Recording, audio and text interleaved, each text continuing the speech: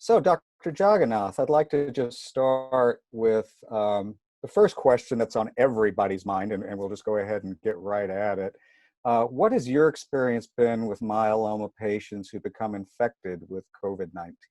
First of all, I wanted to thank Jenny and you, Greg, for your kind introduction and also having me on your myeloma crowd roundtable. And I know this is a very popular forum where a lot of patients listen to. When I was speaking to a patient in Florida, she told me, oh, one of your doctors had spoken to us and I listened on the myeloma crowd. And this was Josh Richter. So I had to touch base with them so I don't say something totally different from him. Thank you very much for having me. Now, in order to get to how you manage a patient, let me throw a couple of sentences, but I need to bring the way it impacted me, especially at Mount Sinai. So first of all, I want to say the myeloma patients have done remarkably well on this COVID epidemic. They did not have a higher incidence of COVID, and their ability to get over it was no worse than any other patient. So that is important to know. And the future is dramatically improving, especially as I will tell you, some of the myeloma medications may be quite effective also against COVID virus. So we'll get to that. But how did I feel it? For me, this was indeed a pandemic which suddenly exploded on us in New York State. So I looked at some of the statistics, just for this meeting, looked them up on Thursday and Friday. Globally, it is increasing, but 2.2 million cases, okay, and 147 deaths. This is as of Thursday. So 2.2 million world over. Okay. And if you look at that in New York City, this is much higher as a city. If you look at the, confirmed cases of New York State, we had about 223,691 confirmed cases. And out of that, if I go to just New York City, there were about 123,000 cases. So you can see more than half of the cases in the entire state of New York was almost in New York City. And if you include the greater metropolitan area, we see the bulk of it. So that is one thing. But the next thing is I looked at the Mount Sinai statistics. March 12, March 13, we had a handful of patients, say about 20 patients or so. By the time March 22nd came, we had 500 cases. By the time March 26th came, we had 1,000 cases. Within 4 days, we went from 500 to 1,000. And within another 4-5 days, by March 31, we surpassed 1,500 cases in Mount Sinai hospital system. And by April 6th, we reached about 2,000 patients in the Mount Sinai health system. So this is, as you know, Mount Sinai took the bulk of it because number one, it has hospitals in each of the borough, in Brooklyn, in Queens, and in Manhattan, multiple hospitals there. Number two, it is a teaching hospital. It is a tertiary care hospital, So we had really ramped up number of patients coming in. So once your hospital gets that kind of volume of patient, and almost half of them would require intensive care, non-rebreather oxygen, or ventilatory support. That requires all hands on deck, which means we had to make very quickly in the early days as it was coming up in March, in the first week itself, we had to make decision how we're going to manage cancer patients in the Tisch Cancer Institute. So we had managed patients, very quickly in a different way by reducing the number of patients who have to come into the center to get infusions, have the ability to isolate them socially, so to speak, at least 6-week difference, not allowing the family members to go there, have ability to test and have the results back. This is almost getting your CBC before you give the chemotherapy. You want to know and check their temperature, get their history, whether anybody had traveled or anybody else in the household is sick. So this was a dramatic impact and a learning curve and a tremendous modification. In myeloma service, we are about 7 physicians. Even today, if I say, 2 of the physicians are actually in the medicine ward on COVID rotation. Each medicine ward COVID rotation, there are about 20 of them. There is a physician and a fellow and a resident taking care of these patients, up to 15 to 20 patients under each physician's care, So you could imagine that. Then the anesthetists, many of them were already called in to intubate patient, etc. So there was a surge of patient volume and all hands on deck. The nurses and physician had to be redeployed, So we had to cancel all elective procedure, elective surgery, and elective investigations. Staff were, some of the staff were getting sick, and it hits us very close to home. Just to digress, because we are talking about statistics, but it is about people. So one of my nurses in the clinic, who acts as a coordinator for transplant, she picked up, she developed coronavirus, but her parents picked up the coronavirus. Both of them ended up on ventilator, and both of them passed away. So, it is very close to us.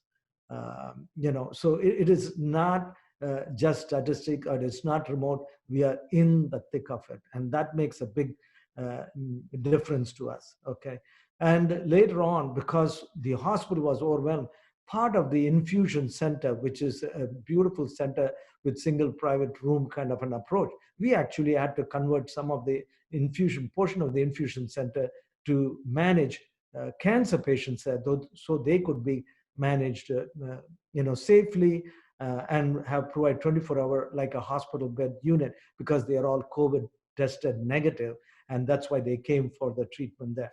So for us, this is a completely a tsunami hitting us. The experience, which would be different, like you would hear from my colleagues from New Mexico, or from Minnesota, from Mayo Clinic, Maury Gert's experience, or Matthew's experience, you may find it different. So when I say things, you got to remember, mine is because I'm in the middle of a tsunami of COVID, which has impacted. But the good news is, after it stayed at the peak of 2,000 patients up until April 14, now it is steadily declining. More and more patients are getting successfully discharged now. We have surpassed 2,800 patients successfully treated and discharged. So this is really a remarkable accomplishment for us, that it is going down. But at the same time, I don't know, you had the question or not, I wanted to say how we all work together, the government, the industry, the FDA, the academia, tremendous partnership. The FDA has set up a separate portal for clinical trials for COVID-19. So a lot of COVID-19 clinical trials are happening at this time. The NIH and the Department of Health and Human Services, they sent guidelines how to manage patients who are on clinical trial. Because some patient cannot travel now, they are in social isolation, the labs cannot be done right away. Some patients fly in to get some of the clinical trial options, how they would be considered as deviation, whether they can continue. So the NIH and Department of Health and Human Services immediately sent out guidelines. Study visits can be conducted by phone or a video conferencing. So that is okay. You can take the AE, ConMed, everything over the phone. Then study visit could be delayed or missed if necessary because of travel restriction, and still they can get the study medication mailed to them if they need to. Laboratory testing or imaging can be done locally. It doesn't have to be done at the investigational institution, and the treatment delays. So you could see that a lot of people had to work together, very hand in glove to really make this a successful way to get over this hump. And in Mount Sinai also, I got to say, we had to set up a rapid review and approval of COVID-19 research, because you can see there is a surge of patients. There is a dearth of, lack of knowledge in this field, and we want to make progress. So, this is a tertiary care medical institution with a virology department, with a basic immunology, genomics, pathology. All of them were called together, the ID, and they set up a separate process for reviewing the clinical trials quickly and approve them. So there are antiviral drugs like remdesivir, randomized trial, but then now expanded access so the patient can get antiviral drug. Then when the patient has pneumonia and CRS, they are very sick, there is anti-IL-6 receptor antibody, tocilizumab, as well as clinical trial drugs from Regeneron. Then there are BTK inhibitors, drugs which are approved for Waldenstrom and CLL, ibrutinib, acalabrutinib, zanubrutinib. All these drugs are made available in clinical trial because they will reduce the cytokine storm and make the patient come out successfully without losing the battle to the cancer. There is an anti-GM-CSF antibody trial, that we are accruing patient. That I know personally that when we had put the patient on, the cytokine storm has come down, the CRP, the ferritin, the fever, oxygen requirement, they've all come down in the patient. Then in Mount Sinai, they set up a very active convalescent plasma. Those patients, healthy patients who recovered from the COVID infection, they have developed an antibody. So you check their serum for antibody titer, and then if they would volunteer to give their plasma, otherwise they are healthy, using all the blood bank criteria and screening for all the viruses, that convalescent plasma is made available for patients who are getting sick and see whether we can help them out. Then there is actually a stem cell transplant for patients who have been on respirator for a while and on PEEP, and we think there is lung damage to help lung heal. So you could see everybody is very, very busy. The entire institution resources, from basic science, from virology, pathology, people who are doing PhD and lab research, everybody's resource has been brought to bear in bringing the outcome better, or to understand the disease better. And, we also wanted to know how long the COVID stays positive. For instance, in immunocompromised patient or a myeloma patient, how long they will continue to shed. When can we go back and give them chemotherapy back if they have had COVID? So all of this, we are doing not only viral retesting, we are doing immediately serology to find out whether they have antibody, whether they have been exposed, they have not been exposed, and things like that. So this is very, very important. And one of the pitch I wanted to say, we all know about antiviral drug remdesivir, but there is a myeloma drug, selinexor, which was approved, accelerated approval for relapsed refractory myeloma. And it had successfully done the phase 3 trial, and it will be in the ASCO. They will present the data on the first relapse patient. That is a drug which blocks the communication from the nucleus to the cytoplasm. So then what happens, the RNA virus like COVID, if they have to multiply, they need some of the help from the nucleus to the cytoplasm communication.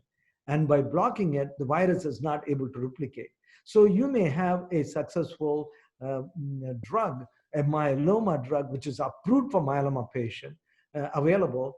And I think this company has made it available on expanded access program called KEAP, Career Farm Early Access Program. You may want to follow up on that with that company. But they have a randomized clinical trial trying to prove this drug is effective. So you could see the myeloma patients who are listening, they should feel comfortable that a lot of research is going on. We even have some antiviral drug. And if they were diagnosed by the time they already were short of breath and they are developing pneumonia, getting well, we are able to bring the cytokine storm down and make them feel better. So that is very important message people should receive. America, our research capability, our academic medicine, they are par excellence in the world. And this is really put to use. and we all collaborate, the academic centers, the FDA, the pharma industry, the NIH. We all work in sync, and that is something you may not get easily in the news, but I want you to tell that is how we are really making a big difference.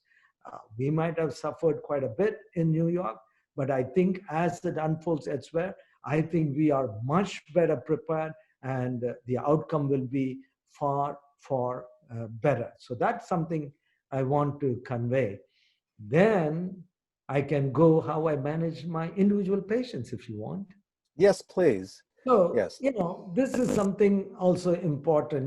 Most of my patients have my cell phone anyway, but if not, when they call our, on-call center, we are notified. I immediately reach out to the patient.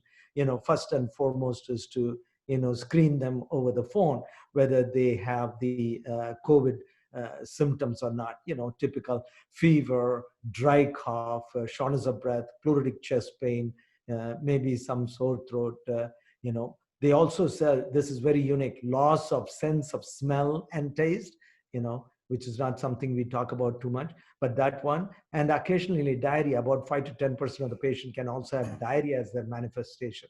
So you screen them over the phone, and then if you suspect they have, then direct them to the closest place, to get the COVID testing done. It is made widely available in New York, kind of city MD, so-called doc in the box type of thing. So many places you can go and get it done quickly. So you get it done quickly, and then you come back positive, and they let me know. I tell them two things. Make sure you have a thermometer, or buy a thermometer and buy a pulse oximetry for $20 from, I don't know, Dwayne Reedy or any pharmacy. And these patients, then they check and they text me twice a day, their pulse ox and their temperature. Why this is important? Because I want you to understand what is happening in a pandemic-stricken city like New York City. When you go in with a COVID, you are admitted to the hospital, you are immediately isolated. You are isolated from your family members. There is nobody coming and visiting you. You are in the hospital, you're isolated. That's something you got to keep in mind. And then on top of it, if you need oxygen, non-breather, etc., you are not able to text and communicate necessarily with your family. So you become non-communicado for the family, and the family is worrying so much, then, healthcare people are so busy. So they give you periodic update twice or three times a day at the most. So the family is fretting, the poor patient is in that. So also, you go to the emergency room, unless you meet a certain criteria that the pulse ox is less than 92, you're short of breath, some other thing, they don't necessarily admit you, they will send you home. And so what I do is I tell them, buy the pulse ox machine, do the temperature. You don't have to go to the emergency room. We will decide this is what we want, whether your pulse ox goes below 92 or not. And keep well hydrated. At home, your spouse is giving you excellent care. And this is important. When COVID comes into the household, it is very funny. There could be, many of us have a family. There'll be two kids, a father, a mother. It doesn't affect just everybody. Doesn't get sick. There'll be one person may get sick, the others may be healthy. So I had a 78-year-old myeloma patient. He actually, it was so funny. He actually felt very faint and his heart was beating fast. He didn't even have a fever. He called his physician. He told, you go to the Mount Sinai emergency room, send him there. So wife, everybody was in that household. So the ambulance came, took him to the emergency room, and he got admitted. So immediately the wife calls me, he's admitted. So because then I can look at his chart, because it's electronic, Epic, and keep the wife informed how things are going. Because then he needed non-rebreather oxygen for a while. Then afterwards, he got better. And then when he got better, the discharge time came. Oh, how do we send him home, or what do we do? I said, send him home. Because his wife is not tested, but she is already COVID positive, I know, because she is the one who was with him when she called all the emergency. And this virus, spreads so easily, and it is highly contagious disease. So my feeling was the wife is already exposed. So we don't have all the testing necessary to test them to make sure, yes, they have antibody or not. And of course, he went home, and the wife and the patient felt so happy that I was there to hold their hand, let him come home. That isolation was there. Then she was concerned about her, at that time, the son-in-law and her daughter and the children were also upstairs in the same building. I told him it doesn't matter. So the husband came home, and we have to then bring him back to test whether he has become COVID negative. So one of my patients who was discharged home, then she needed treatment. She was a relatively newly diagnosed myeloma, as usual, with a lot of lesions in her bone. She had impending pathologic fracture. It was so funny. She got her treatment. She had a dramatic response, but she needed, the nailing of her left hip and nailing of her left upper arm. So unfortunately, it was about March 8th, just when the COVID surge was happening for us. And she got the nailing done, and somehow her husband at home had COVID, who used to work, so she couldn't go home. And so we sent her to a rehab.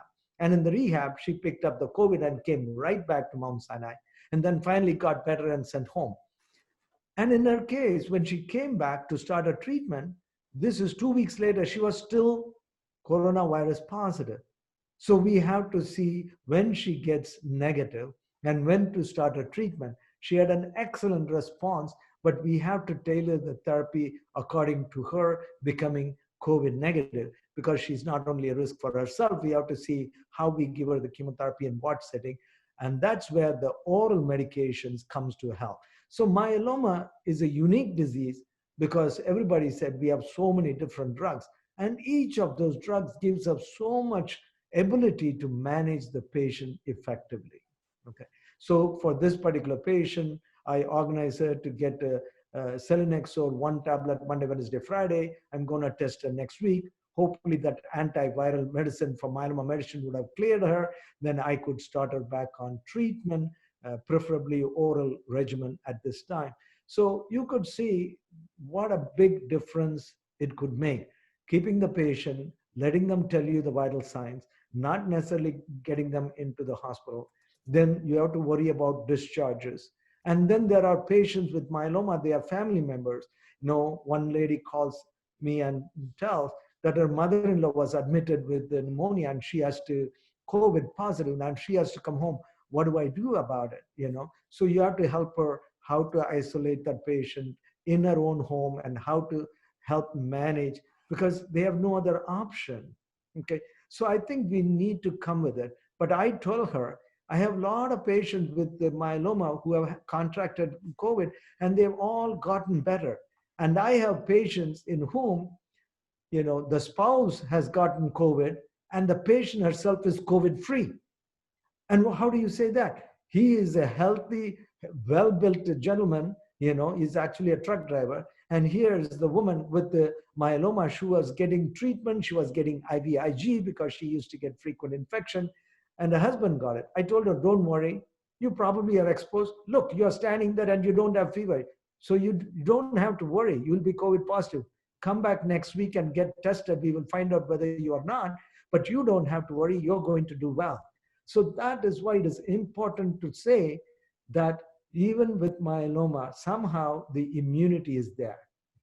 And the science is trying to understand it. I know myeloma patients are considered immunocompromised. They don't make antibody effectively. But for viruses, quite often it is the T cell immunity is much more important. So some of these reasons why myeloma patients are doing well, I believe that T cell is able to still support them, just like patients with myeloma get over the flu also. So I don't want myeloma patient to panic. And I can tell you from the heart of a place which had a pandemic hit us, like a blizzard where we can't see anywhere. So I can tell you a lot of progress is being made, a lot of help is coming in your way, and I'm happy to answer any questions you have.